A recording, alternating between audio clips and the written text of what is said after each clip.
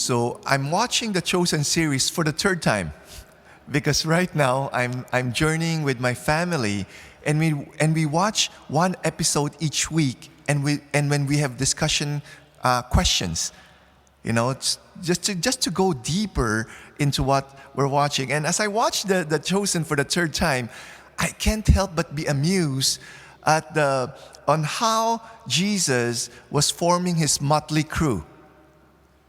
Right? He formed this motley crew called his disciples not from the high class or upper class and intellectual class in society, but he called these disciples from the ordinary and flawed human beings.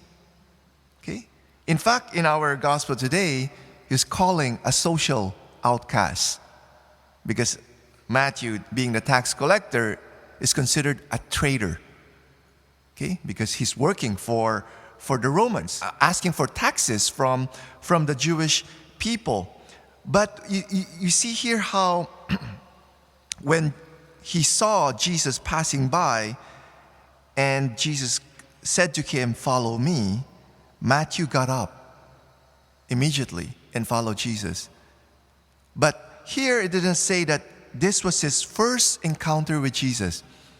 If you've watched Chosen, he had an encounter with Jesus. He was already observing Jesus as he preached, as he healed, as he performed miracles.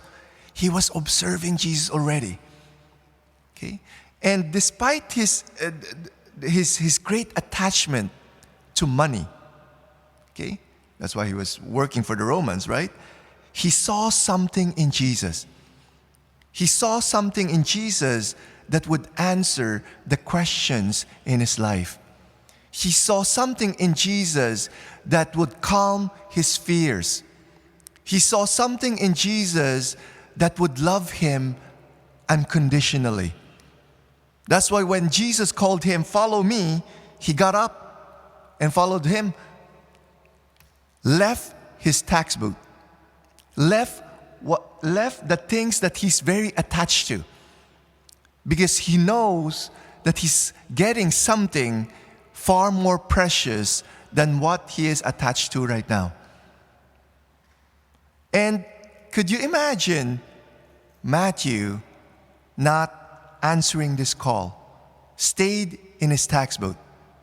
Okay? Matthew, as you saw in this Chosen series, he's very systematical, right? And if you read the Gospel of Matthew, it's that way. Very systematic and longer. And his gospel is used to catechize people. Okay? And that's very different from the Gospel of Mark. Gospel of Mark is shorter because the Mark assumed that people who would read his gospel have already been catechized. So now it's more of like applying what you've learned. That's why in the Gospel of Mark, it's immediately, did this and that. It's very fast. Like if you read the Gospel of Mark, it's more of like applying what you've already learned. Okay? And we also know that in tradition, St. Matthew went to Persia and Ethiopia to preach there for 15 years. Okay? So imagine Matthew not answering the call. Imagine the millions upon millions who would not be converted because of his witness and because of his words. Okay? So the question I would like to ask you is, what about you?